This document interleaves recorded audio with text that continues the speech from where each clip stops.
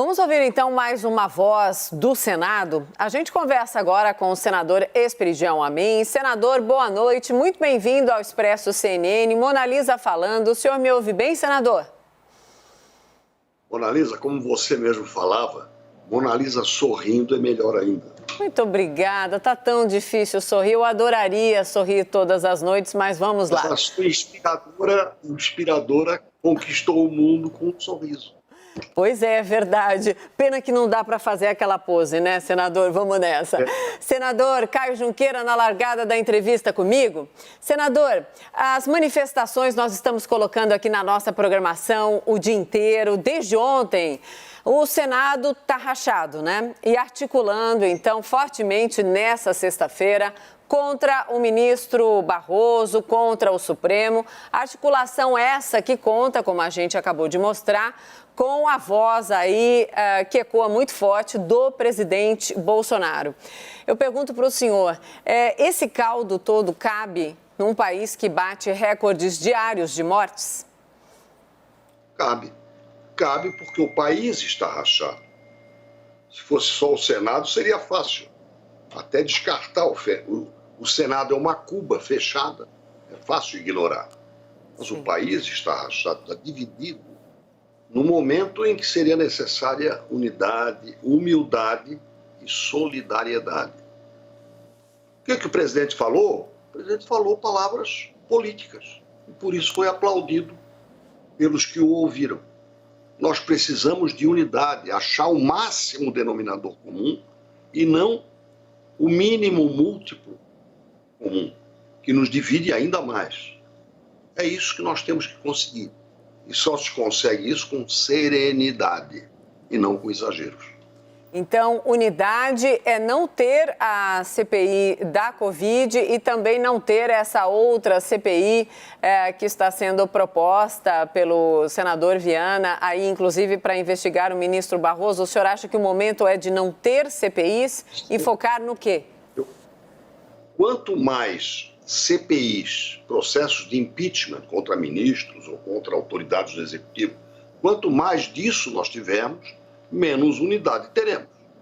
Vamos nos dividir ainda mais. Atos irresponsáveis, corrupção praticada, isso tem que ser investigado no momento apropriado, porque está lá registrado.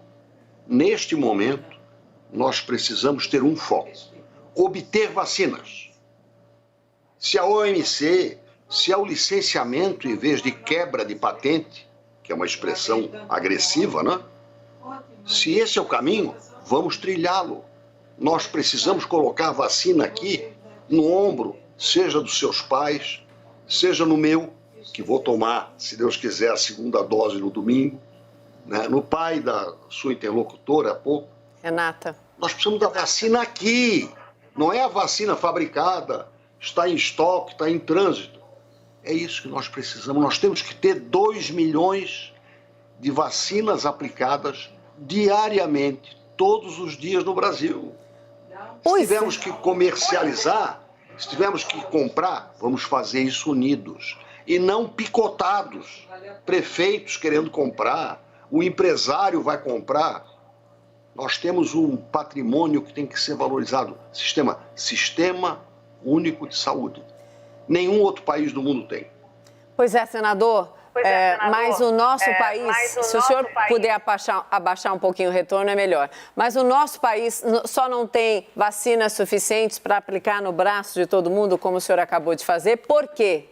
Porque o nosso país não quis vacinas quando era. Nosso país, o governo falou não para as vacinas. Trocou ministros, colocou um ministro general que não fez o que devia, que negou a pandemia. A negação da pandemia ecoou pelas principais lideranças. Por que que essas lideranças não podem ser investigadas? Isso não apequena o Senado? Não, isso não apequena, porque recursos não faltaram aos estados e municípios. Será que foram todos bem aplicados? Aqueles 3.000 respiradores comprados em São Paulo por 254 milhões de reais, que não existiram, tem que ser investigado agora ou mais tarde? Eu acho que mais tarde. Eu acho que agora não é o libelo acusatório. O libelo acusatório sempre empolga a sua torcida. Nós precisamos empolgar o Brasil para o positivo, para o afirmativo. Queremos vacinas. E não é só vacina para rico, tem que ser vacina para todos, como diz o Papa e como diz o SUS. É assim que eu defendo. Agora, apurar a responsabilidade, nós teremos grandes libelos acusatórios, grandes advogados de defesa, depois de vencermos o nosso inimigo comum, que é este vírus. Caio Junqueira, chega na conversa, Caio. Senador, a abertura da CPI, na sua avaliação, ela vai desviar o foco do país para essa prioridade da aquisição de vacinas? Olha, eu não tenho dúvida nenhuma de que a troca de acusações, e vai haver, né? Numa casa política, você espera que o quê? Um julgamento estritamente judicial? Não. Numa casa política, isso vai apenas aprimorar os músculos e os punhos. Então, eu acho que apurar a responsabilidade, seja no município onde houve fraudes, seja nos estados onde houve fraudes, seja na União onde houver acusações, quaisquer que sejam, deixa para depois. Não é consequente. Qual é a consequência de abrir uma? Não será apenas uma. Tem voto para todos os gostos. Serão abertas. Impeachment de ministros. Foram arquivados 35 numa noite. 22 de dezembro do ano passado. Foi celebrado aqui em Florianópolis esse arquivamento. Aqui, na minha cidade, na Costa da Lagoa. Não adianta nada isso agora. Agora o nosso foco tem que ser salvar a nossa gente. Os erros, vamos apurar. Jamais joguei erros para baixo do tapete. Mas neste momento, jogar o erro como foco principal da nossa ação, do nosso esforço, do nosso talento, eu acho que é um desperdício desumano. Por isso, vamos ter foco. Vacina. Vamos apressar, vamos cobrar dos laboratórios e não criar mais compradores para favorecer a corrupção. Temos um sistema único de saúde.